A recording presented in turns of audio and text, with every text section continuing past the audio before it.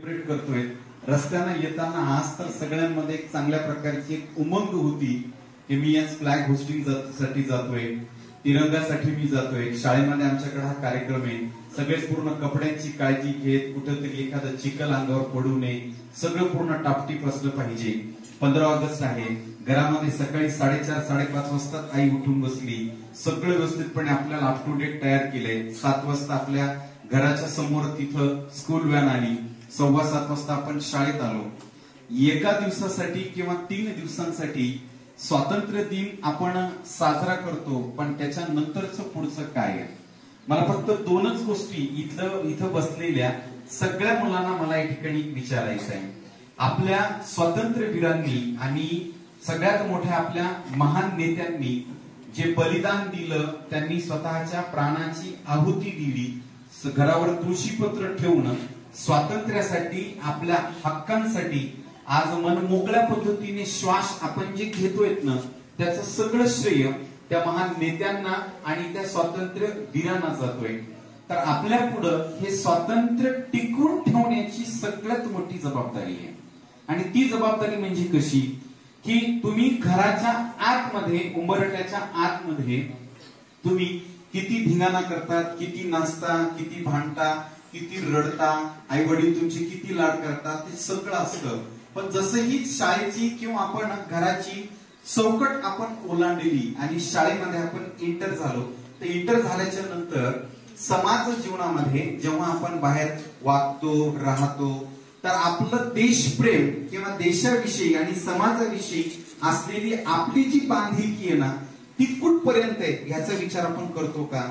आपण आल्या बरोबर शाळेत आहे ना, जेव्हा प्रार्थनेला आपण प्रेसाठी उभं राहतो, तिथं अगोदर तिथंच आपले भांडणं सुरू होतात. चिमट्या घे, याला मार, त्याला मार. शाळेत जातानाच, वर्गात जातानाच एकमेकाच्या मित्राला पण सुद्धा सरक रे, दे तिकडे सरक रे, ती माई जागा आहे रे, तू बाहेर की तुला मारतो पकडून वगैरे, हे ते वगैरे. म्हणजे आम्हाला काय सांगितलेलं म्हटलं की देशप्रेम कुठं असलं पाहिजे? अगोदर ते देशप्रेम बंधुक प्रेम असलं पाहिजे. आणि ते बंधुप्रेम कुठं असलं पाहिजे? मित्रांमध्ये असलं पाहिजे. या सगळ्या व्यवस्थेला, शाळेला व्यवस्थित सहकार्य करायचं. शाळेतल्या प्रत्येक शिक्षकांना मान सन्मानानं, जेवढं तुम्ही घरी तुमच्या आई वडिलांचा मान मरातब ठेवतात ना, तेवढंच मान सन्मान तुम्ही तुमच्या शाळेतल्या प्रत्येक शिक्षकांच्या प्रती आदर भावना तुम्हाला पाहिजे. वर्गातल्या प्रत्येक मुलांच्या प्रती तुमचं मित्रप्रेम व्यवस्थित पाहिजे. सार्वजनिक जीवनामध्ये जिथं कुठं जर कचरा असेल, काही जर गोष्टी असेल, तुमच्या ज्या जबाबदाऱ्या असतील ना, तर त्या सगळ्या जबाबदाऱ्या पूर्ण ठिकाणी पार पाडायच्या. मी एक मागे तुमच्याकडे एक सायन्स एक्झिबिशनचा कार्यक्रम होता, मला आठवतंय. याला एक 4-5 वर्ष झाली, लॉकडाऊनच्या अगोदरची गोष्ट आहे. आणि मी आणि कानडे सर आम्ही कार्यक्रमाचं रिव्हिल कापल्यानंतर मी खाली येताना तुमची 7वी-8वीची मुलं मी बघितले की 2 मुलं खाली येत असताना ते साईडला कुठेतरी कचरा पडला होता. आणि मी ऑब्झर्व केलंय, तर त्या मुलाने काय केलं माहितीये का, की ते कचरा जोपासत आहे ना, 2 ठिकाणी काहीतरी पेज काहीतरी फाडलेले होते. त्या मुलाने ते दोन्ही पेज असे पटकन उचललेत, मस्तपैकी त्याला पूर्ण त्याने हे केलं. आणि इथं आल्याच्या नंतर त्यांनी त्या मुलांनी त्या डस्टबिन मध्ये टाकलं. मी मॅडमला नंतर उशिरा सांगितलं, नंतर शिक्षकांना सांगितलं की म्हटलं की तुमच्या शाळेमध्ये स्वच्छतेच्या बाबतीत म्हटलं तुम्ही डिसिप्लिन मध्ये म्हटलं तुम्ही जिंकलात नाही. आणि मला इतकी आवडली गोष्ट, इतकी आवडली की म्हणजे आम्ही आमचं घर स्वच्छ ठेवतो, तर आम्ही आमची शाळा पण सुद्धा आम्ही स्वच्छ ठेवायला पाहिजे का नाही? येस और नो? येस और नो? येस और नो? दररोज शाळेत यायचं का नाही? अभ्यास करायचा का नाही? मित्रासोबत चांगले संबंध ठेवायचे का नाही? आई वडिलांचा आणि शिक्षकांचा मान सन्मान ठेवायचा का नाही? रस्त्यात कुठं थुकायचं का? कुठं कचरा दिसला तर ते कचरा डस्टबिन मध्ये टाकायचा का नाही? टाकायचं का नाही? येस और नो? शाळेचा गृहपाठ पूर्ण करायचा का नाही? नीटनेटकं स्वच्छ राहायचं का नाही? सार्वजनिक जीवनात चांगलं वागायचं का नाही? आपल्यामुळे इतरांना आणि इतरांमुळे आपल्याला त्रास होणार नाही याची काळजी घ्यायची का नाही? येस और नो? येस और नो? आणि आपलं जे स्वातंत्र्य आहे आणि देशाप्रती जी असलेली जी आपली जे प्रेम आहे ना, हे सगळं पूर्ण एक मोठे मोठे भाषण देऊन होणार नाहीये. हे सगळं पूर्ण तुमच्या छोट्या छोट्या छोट्या छोट्या छोट्या कृतीमधून आपण देशाविषयी आदर आपण ठेवणं अपेक्षित आहे. सगळ्या विद्यार्थ्यांना, बसलेल्या पालकांना स्वातंत्र्य दिनाच्या हार्दिक मनसोक्त शुभेच्छा आणि सदिच्छा.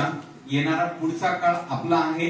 येणारा भारत आपल्याला चांगल्या रीतीने जर घडवायचं असेल ना, तर अगोदर आपल्याला आपल्या देशावर, आपल्या राष्ट्रावर आपल्याला प्रेम करता आलं पाहिजे.